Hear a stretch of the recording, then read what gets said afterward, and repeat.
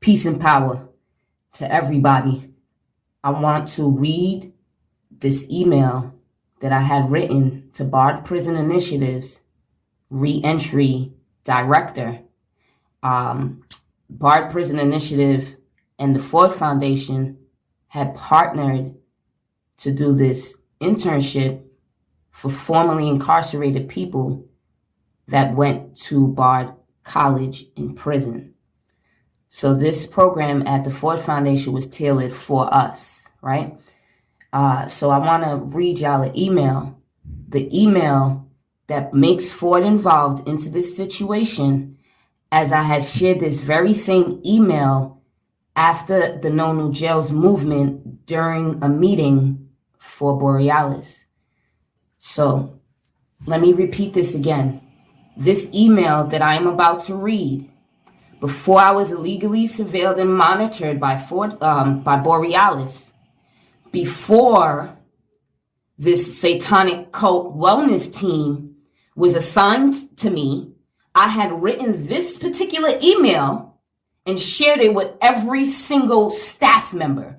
I had CC'd about 40 staff members because the way that the president of that organization had disrespected me during a meeting while I was advocating for funding for the No New Jails, I kind of went off, right? This is 6 months before they fired me that I had sent out this email. And after sending out this email, I was given pay increases. I was given a wellness team to help me cope with what I was going through at the time. So I thought they understood. I didn't know it was a scheme and a scam. Let me read this email to you and you tell me what one should feel after hearing this complaint about the HR director of a $14 billion philanthropic organization that is one of 3 of the richest funders in the world, one of 3 of the most influential funders in the world. Okay, listen to this. It was written on March 19th, 2018. It was written to the reentry director at Bard Prison Initiative, who had partnered with the Ford Foundation. And this is about the Ford Foundation's internship. It was running very well. Very well. I loved everything that I learned from all of my trainings and all of the people that was there. Believe me, beautiful, beautiful space to be in terms of prosperity. The problem is white supremacy is real. And when you have people who are practicing those tactics and that they're older and they're white and they've probably been practicing these tactics, so they're experts at it at this ripe age in their career. Okay. And so this is becomes very harmful because otherwise I would have had a great experience there. Listen to the complaint. And I will not use names. I'm going to only use titles. Reentry Director for Bard Prison Initiative. I'm going to call it BPI. While I sat waiting for the HR manager to meet with me on another occasion in the canteen area, HR director accompanied her like some escort and talked to her for 5 whole minutes before she met with me. So yeah, initially he brainwashed her because I was the one who requested the meeting with the subject line titled "To Clear Up Any Misunderstandings."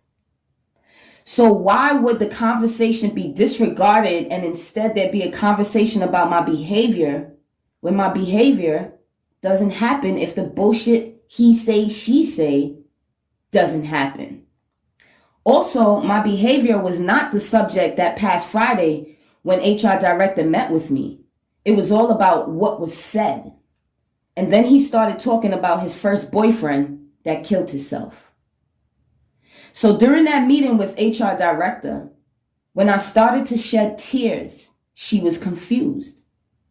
At that time, she was talking about herself and how people once perceived her at work. The conversation had taken a positive turn. So when she saw my tears, she was confused and immediately asked if there was something else that had happened here that she should know about, because I couldn't be that upset about this little small situation. You see, what upset me outside of all I expressed about the circumstances that led to all of this is the fact that she appeared to believe the HR director's lies. Believing it wasn't what upset me, that was fine. But the reality that in 3 months I'll be gone and she will still be here with the HR director, so she didn't care to believe what I said because her relationship with the HR director depends on the security and sanity of her job, and he knows that. It is worth noting that because my tears did not make sense to the HR manager, it was only then she started to listen to me.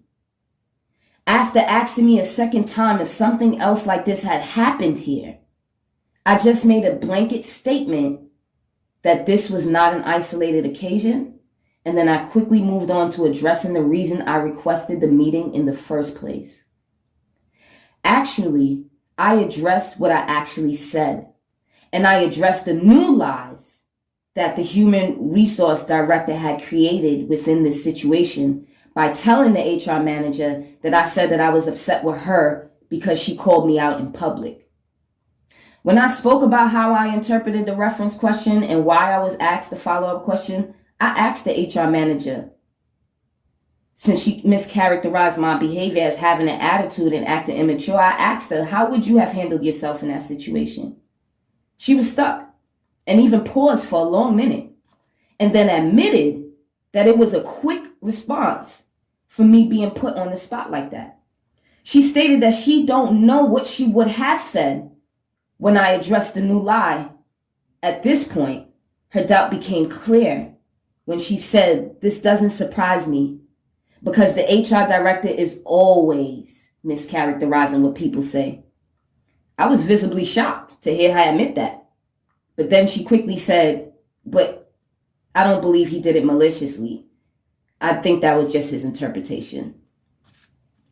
She then left off by saying, "If I know how people are, then to move forward, I should know how to deal with them." She asked if we were good, and I told her we was always good. So me and her should be good. The conversation ended on a positive note. Bard Prison Initiative Director, I would have rather said all of this to you than to write it, but by me leaving things out of my previous email, I feel like in your email you were giving me solid advice, but it didn't quite fit the situation. Is that fair to say? Or not yet? Because now I feel compelled to touch on everything. You were absolutely right. Having someone at work to be a visual witness as to what is going on is important. And I have not been going through this by myself. I confide in M, and she has witnessed everything from day one and has no problem speaking up if she has to. Her philosophy is what happens to one happens to all. And right now, I'm only telling you about this and do not want you to say anything to anyone else about this because I really just want to do the last 3 months in peace.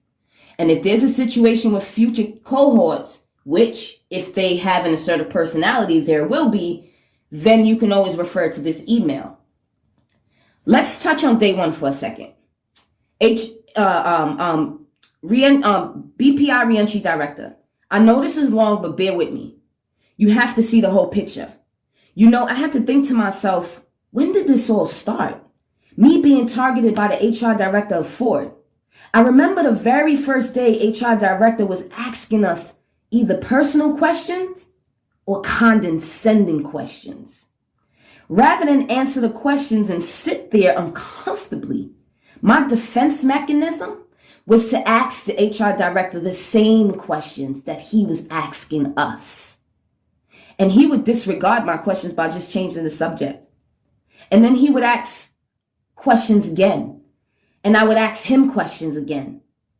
And this is when he addressed me in front of the entire group, telling me in a very harsh tone, "Don't talk to me like that." I felt embarrassed a little bit, but did not feel like making him feel like he shut me down by talking to me like that in front of everybody. So I kept asking questions at the same pace. I don't feel like what I was doing was wrong. His questions were wrong to begin with. HR director of Ford then asked me to stay back and everyone else to leave. He then asked me, why would you embarrass me like that? And I was confused. He said it was not what I said, but my tone. And I needed to learn group dynamics. Due to the confusion of the situation, this was the first time that I have shed tears at the Ford Foundation. After his prep talk with me, when I stayed back, maybe he thought he was successful at intimidating me and that I would shut up the next time that he asked us condescending and personal questions. But I did not shut up. I used the same defense mechanism that I had previously, and that was to ask him the same questions that he was asking us. And of course, he did not like that. My defense mechanism may not have been the best approach, but this is why I kept asking for a mentor. But at the same time, how can I creatively maintain my professionalism in response to that type of unprofessionalism without flat out saying I choose not to answer that? Why would it be important for us to answer, among other things, who we live with and who do we share rent with? Keep in mind that this is not that he just asks us these type of questions, is that he asks the questions and then one by one asks each one of us to answer it. What about you, M? What about you, J? What about you, A? What about you, T? You see, people are uncomfortable sometimes, but they'll answer it anyway. I told you most of this when I mentioned the other condescending questions, and when the situation about the HR director at Ford telling my manager to talk to me about me taking so much days off of work in the beginning, this is when I first felt targeted. Let me rewind for a second. Within my first 2 months, I took a bunch of days off. My manager met with me during a routine check-in and stated that HR director noticed that I've been out a lot and asked her to talk to me about it. She said she did not have an issue with it because she knows why I requested each day off, but advised me in my future jobs, just starting out, I should not take off any days within the first 3 months of working.